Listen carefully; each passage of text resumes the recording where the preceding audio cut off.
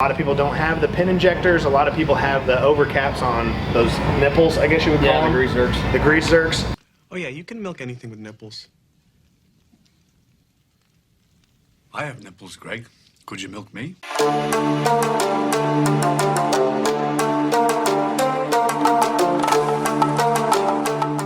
What's going on, guys? Andy here, Cut and Clean Lawn Care, and I'm with Rob from Mocan Outdoor Power Equipment.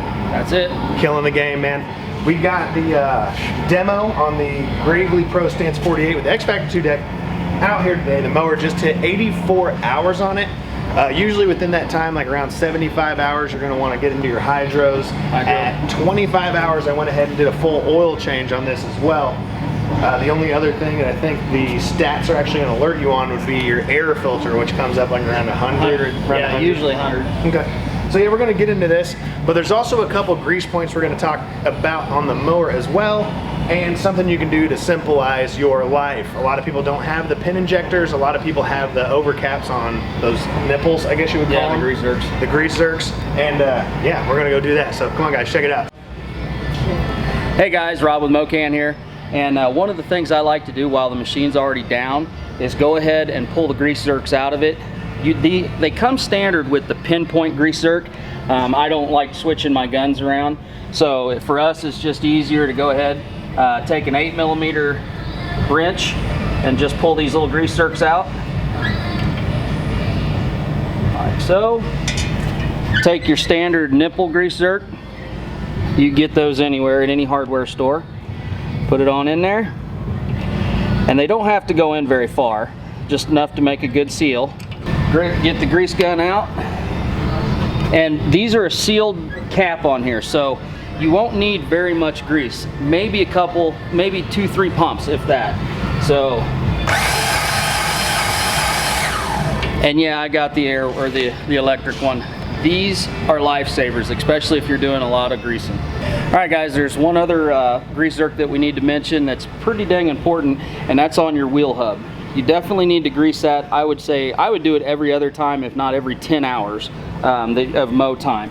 But there's a grease Zerk right here, and it's the standard grease Zerk, and that's one of the reasons that we use just the regular Zerk style instead of the pinpoint, because there's no sense in going back and forth on them. So just basically goes in.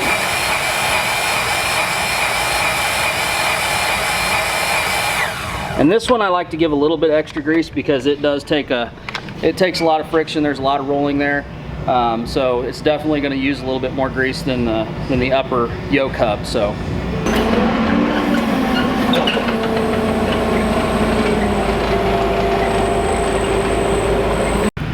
All right, guys. The next thing in getting your hydro serviced on this machine is pulling the wheels off. Pretty easy to do.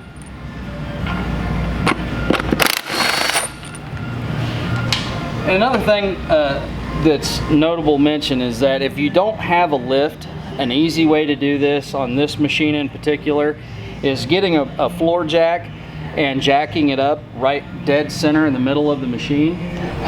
There's usually some good points, like you could actually go on top of this bar and jack it up, but you definitely want to get some kind of support under it once you do get it jacked up, because if you don't, man, it's a heavy machine. I don't want to see it falling on anybody. So here we go. Wheel pulled off there. Gives you access. The reason we take the wheel off is it gives you better access to your, there's two bolts and nuts right here on the back side to take the skid plate off. And what we do typically is we'll take these out, and you'll see I'm just going to fold this down out of the way. And these are lock nuts, so they're stuck on there pretty good.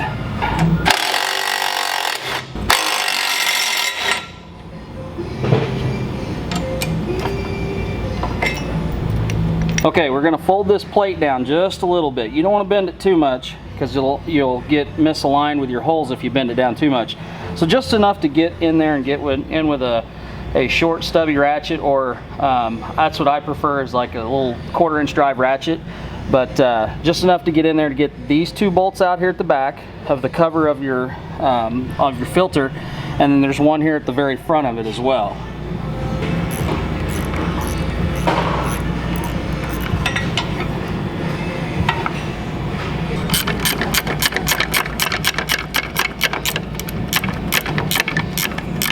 And I will say, when doing jobs like this, the hardest thing is to find the proper tools for the job.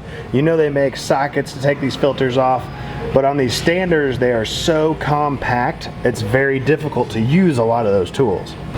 All right, guys, this is a really compact, you know, design. They actually, these filters are on the side of the transmission.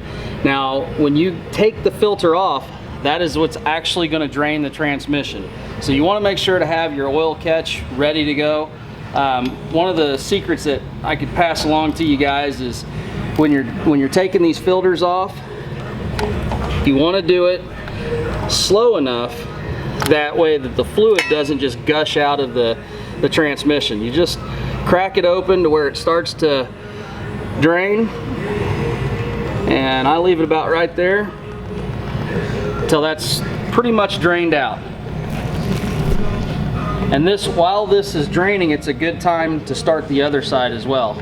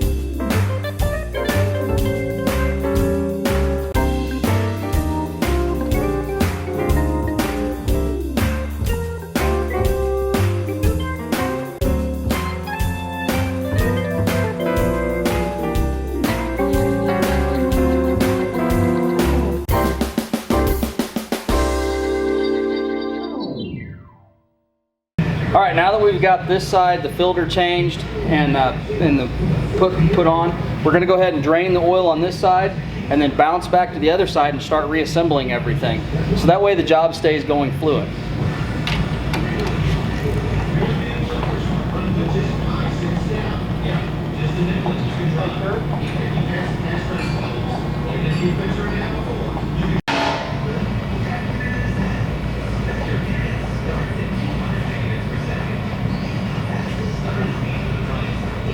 Guys, now we're back on the reassembly process on the left side of the machine as the right side continues to drain fluid.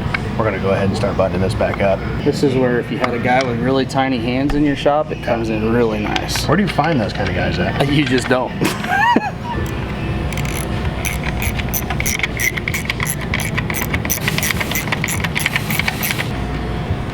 So one thing worthy of noting, that the importance of changing the hydros in your unit or on your machine when the service increment's up, generally within 75 hours is what most manufacturers want.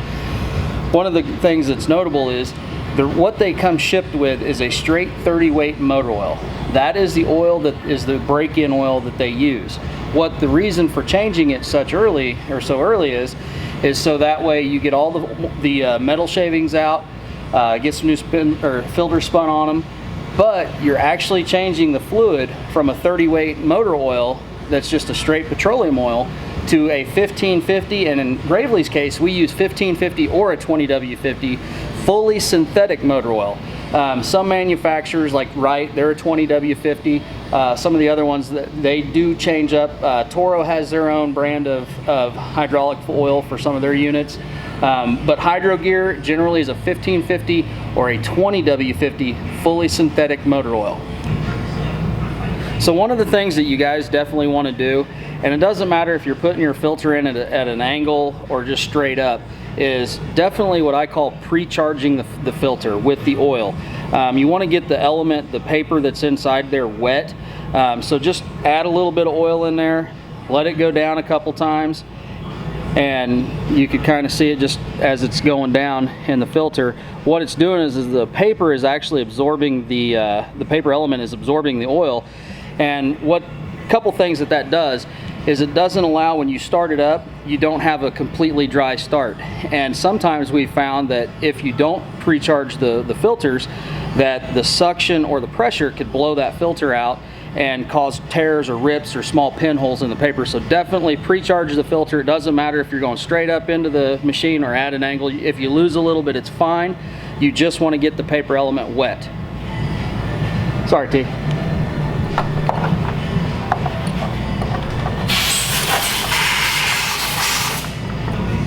All right, guys, there's a pretty important little trick of the trade on filling your hydros back up with oil. All hydro gears do have a vent, so that way when you're filling from the top, it's got air to be able to let the air out of the transmission to fill the fluid up. They actually have little vent plugs on either side of the transmission. Some of them are an Allen head, and some of them are a bolt, depending on the model and series of the transmission. The other ones, they have them in different locations as well. So you'll just kind of have to look around on your model, but it'll always be at the very top of the transmission, so that way it's easy to get to, and the fluid as you're filling it up is up at the top. But basically all it is just a drain plug with a rubber O-ring on it. That's all it is. And there's one on both sides. We pop those out. It allows the air to escape and the fluid to just basically drain down from the reservoirs up top and fill the transmission faster. Otherwise, you're going to be sitting there filling the reservoir up, waiting 20 minutes, 30 minutes per reservoir, and then going back and refilling it, and it's just a lot of time. Definitely want to purge the air out of there for sure. All right, guys, now we're filling the transmissions back up. You fill your transmissions through the hydraulic reservoirs, and basically, again, we're just using a 1550 fully synthetic motor oil on this. And each individual hydro has their own, and they're on opposite sides of the gas tank. Correct. For your left and right. And you just fill it up to the top. And I like to do one at a time because you're going to notice a little puddle coming out underneath once they get full. Each transmission is going to hold about 4 quarts. So I always like to, about 3.5 quarts, start slowing it down in the filter, or I mean in the reservoir, so that way you don't overfill your reservoir. But right now we're on quart number 1. And again, without taking those vents out, this process would take hours. You're talking 2 to 3 hours. And once you kind of start seeing it come out from these air vent holes we have opened up at the top, as you can see, the one here on the left is already purged out some already. Once you see that happen, just go under there, reach under there, and just tighten that screw back up to stop that from coming out. And then just wait a little bit, let it settle, and then finish pouring the rest of what you will need in there. All right, guys, another good habit to get into is while the machine is still off of the ground, there's no pressure on the tires, you want to go ahead and fire the machine up, run the transmissions forward and reverse while it's off the ground, so that way you could fill the pumps back up, make sure that they're good and wet without having any basically load onto the machine. So I'm going to fire it up and do that real quick. Let's do it at idle.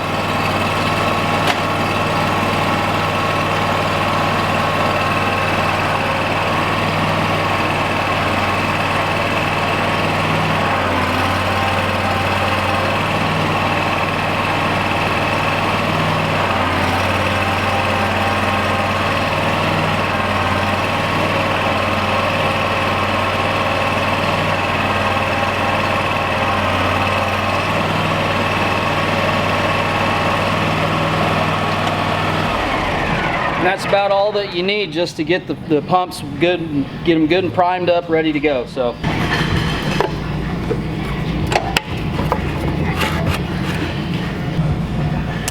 okay, so a pretty important thing that they do not show you in the manual is how to reset the hour meter on this machine. Now, resetting the hour meter, you could do it. It has 3 functions.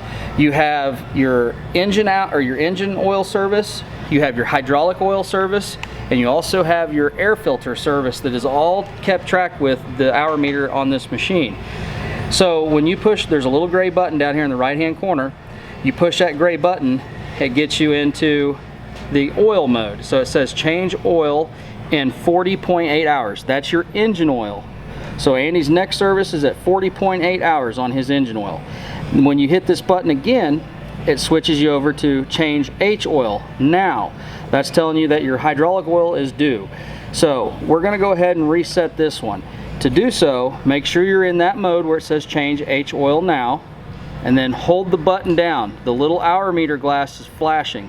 Hold it down for probably 30-40 seconds until it reads all zeros across the screen. Then release it, and it'll tell you change your next oil in 400 hours. That's the next service on the hydros. Same thing for the air filter. It'll say service the air filter in 15.2 hours. Now when he services his air filter in 15 hours, he'll do the same procedure. You'll hold that gray button down until it reads 0000 all the way across the screen and release it, and then it's good and reset. So guys, another thing, while this machine is up in the air in my shop, we check everything over. It's good to always check your belts, especially at this service point, because if you start missing chunks of belt, you'll see cracks, things like that. There could be another issue going on other than just wear. So we like to, while it's up in the air, check everything over. We check the belts, we check pulleys. We just make sure everything looks right, in line, and that you're not going to have any issues. And another thing that we always look for is to make sure the machine is clean. Heat is the biggest killer of a hydro gear transmission, or any transmission, whether it's a pumping motor or a hydro gear, Eaton, Fuller, whatever it is. Heat kills them. So what we're doing is we're pulling the grass off of the top of the pump. We're looking for the big balls that people may not be getting, just to clean it off. That way it's good. It's ready to go out for the next 400 hours and perform without any problems.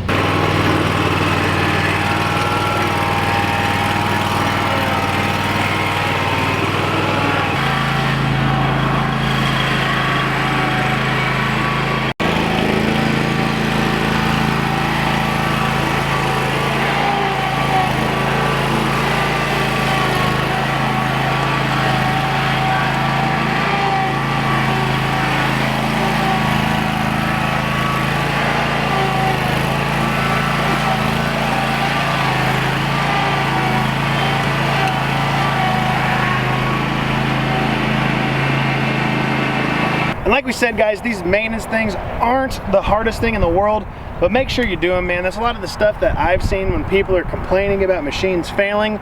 Usually it's just negligence on their part, not doing the services that's required. So like he's saying, when it's time to change these hydros, go ahead and check your belts out, check underneath your deck, make sure you got it nice and clean, and just go ahead and give a thorough breeze on the machine, do your grease points, and you shouldn't have any problems. Well, and there's another thing too, Andy, is definitely either don't go to the auto parts store and get your hydraulic filters, man. Those are some of the most crucial parts of your machine. Come back to your dealer and get the correct filters. Hydro gear filters are not that much. A few dollars more and you're still going to be in with a great filter that's meant to do what it's supposed to do. The auto part filters, sometimes they're not a suction filter, they're a pressure filter, so you're getting the wrong type of filter. So just another good tip. You know, it's a few dollars to save you, hundreds of dollars later on down the road. So thanks for watching, guys. Like always, like, comment, subscribe. Get on Facebook. Check out Mocan Outdoor Power Equipment on Facebook. Like the page. He's always on there. So if you ever got any issues with your machine or questions, leave them in there, man. Rob is always free to answer them. But we got a couple more things we're still going to do today. But for this one, I'm out, guys. We'll see you in the next one.